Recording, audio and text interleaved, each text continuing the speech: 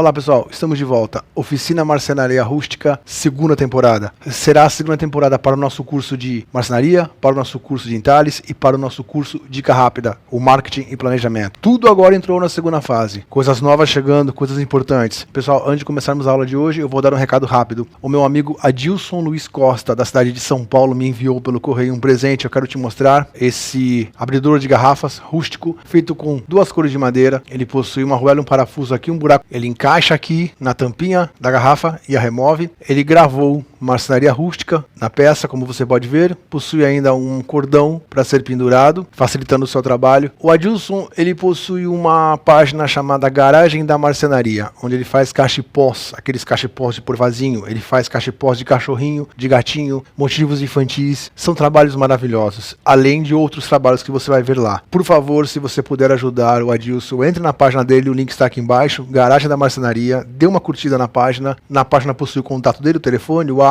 você entrar em contato. Se você desejar adquirir algum produto do Adilson, você vai ficar encantado com o que vai ver, eu tenho certeza. Adilson, meu irmão, muito obrigado pelo presente mais uma vez. Vai ficar aqui no nosso novo cenário, Adilson.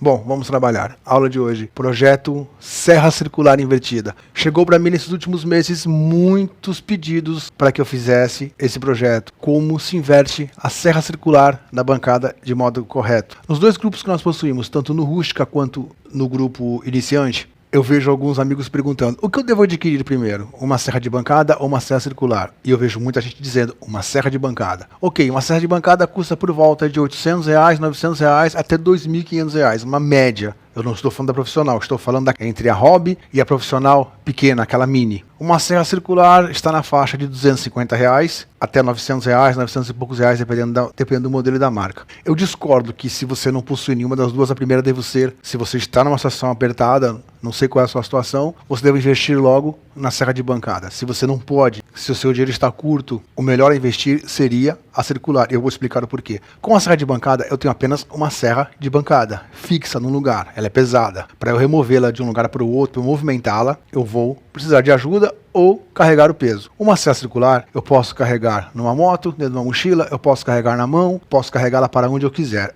E com a serra circular, eu possuo duas máquinas, eu vou te explicar agora. Com a serra circular, eu possuo uma serra circular manual. Eu a carrego com a mão, eu corto com a mão. Se eu precisar, eu a inverto, da forma que você vai aprender hoje nessa nossa aula, nesse nosso projeto. E eu possuo também uma serra de bancada. Então eu possuo duas máquinas em uma. Por isso, eu indicaria que você comprasse primeiro a serra circular.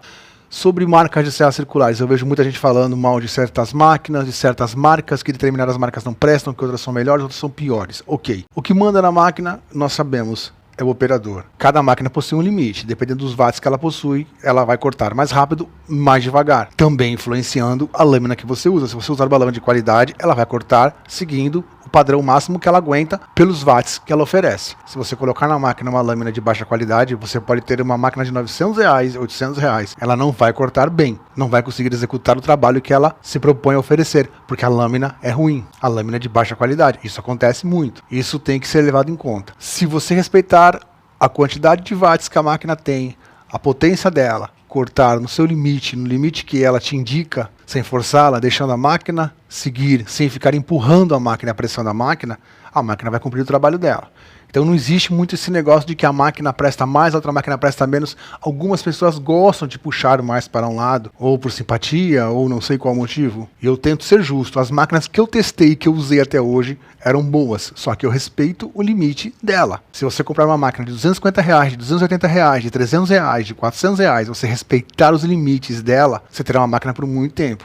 Bom, vamos ao nosso projeto. Quem baixou o nosso projeto anterior, que era como fazer uma serra de bancada passo a passo, passando pelos tipos de bancal, o eixo mancal, os tipos de motor que se encaixavam com o eixo mancal, que eram adequados para aquele determinado número de eixo mancal, os tipos de disjuntores que trabalhariam com aquele motor e que deveriam ser utilizados, a instalação correta daquele botão liga e desliga profissional, aquele liga e desliga para máquinas, o travamento correto da mesa, sabe que os nossos projetos são executados com muito cuidado e detalhes. Por isso eu demorei um pouco para terminar esse projeto. Esse projeto da serra circular invertida já era para ter sido apresentado na primeira fase. Não foi possível por isso, pelo detalhamento que esse projeto necessitava. Você vai aprender a forma correta de fixá-la na sua bancada. Você vai aprender como se coloca e estabilizar o tampo quando você precisa abri-lo para instalar a máquina e para remover a serra circular. Você vai aprender detalhes importantes para que essa instalação seja feita de forma segura para você. Fixar uma serra de bancada de modo inadequado é perigoso e pode ser muitas vezes até fatal. Se essa serra circular se soltar dessa bancada, por uma má instalação, por um projeto mal desenvolvido, eu mesmo já vi projetos em que a serra circular estava posicionada com fitinha, com fita de nylon. Eu já vi isso, eu já vi todos os tipos de instalações.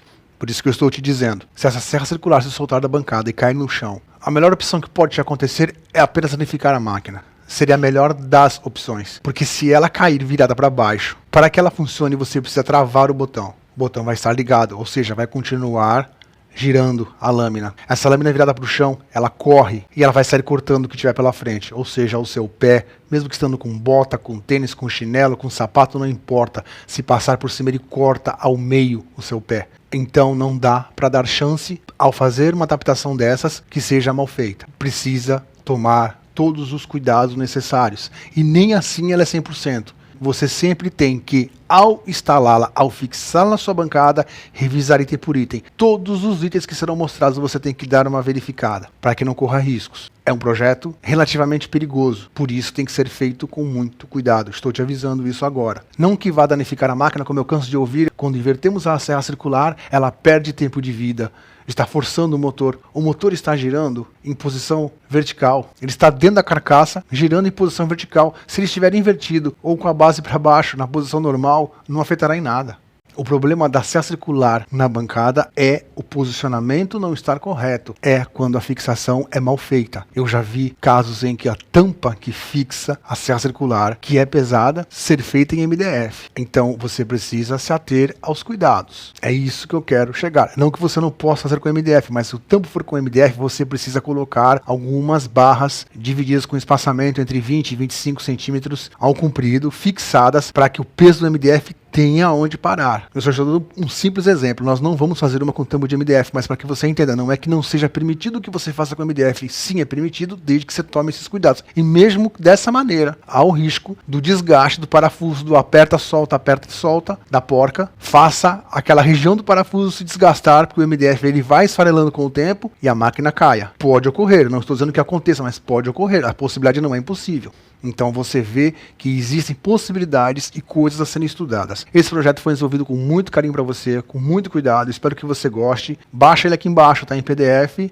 É um formato livro em PDF para você baixar. Você vai clicar aqui embaixo no link, vai baixá-lo. Estude, faça com todo cuidado, siga as regras para que nada de mal te aconteça. E você vai cortar muita madeira, porque eu já cortei madeira com a serra invertida por muitos anos antes de adquirir uma serra de bancada. E até hoje, se precisar, eu vou e posiciono a minha novamente na bancada e a utilizo, dependendo da necessidade. Eu mais uma vez quero te agradecer por estar com a gente, por fazer parte do projeto Marcenaria Rústica, por fazer parte do Oficina Marcenaria Rústica, das nossas aulas, por nos acompanhar, e te peço encarecidamente para nos ajudar, para que nossas aulas continuem. Por favor, inscreva-se no canal aqui embaixo, clicando no botão inscrever-se. Você pode compartilhar esse vídeo clicando aqui embaixo no botão compartilhar no seu Facebook, no seu WhatsApp, no seu Instagram. Isso ajudará mais pessoas a terem acesso ao conteúdo desse curso, que é totalmente de graça, você sabe disso, e também nos ajudará a manter as nossas aulas. Eu quero te agradecer mais uma vez, e só te lembrando, a próxima aula será de Entalhes, a nossa aula 8. E o nosso curso ficará daqui para frente da seguinte maneira: até segunda mão teremos uma aula por semana. Algumas eventuais semanas que eu me complicar para editar, quando as aulas são um pouco maiores ou um pouco mais técnicas, a gente pode pular uma semana sim, uma semana não. Mas normalmente será agora sempre nos finais de semana. Nós vamos remover um pouco por um período das quartas-feiras, até que eu consiga dar uma aliviada na minha obra. Eu dando uma aliviada na obra, eu te prometo que voltaremos também com as nossas aulas nas quartas-feiras, como era antigamente. É só por um período que eu te peço que você tenha essa paciência com a gente, pois eu realmente estou muito enrolado e não está dando tempo. Mais uma vez eu te agradeço. Pessoal, até a próxima aula. Espero que tenham gostado. Qualquer coisa é só comentar aqui embaixo ou mandar um e-mail que a gente se ajuda, que eu te explico, que eu te auxilio. Pessoal, até a próxima aula.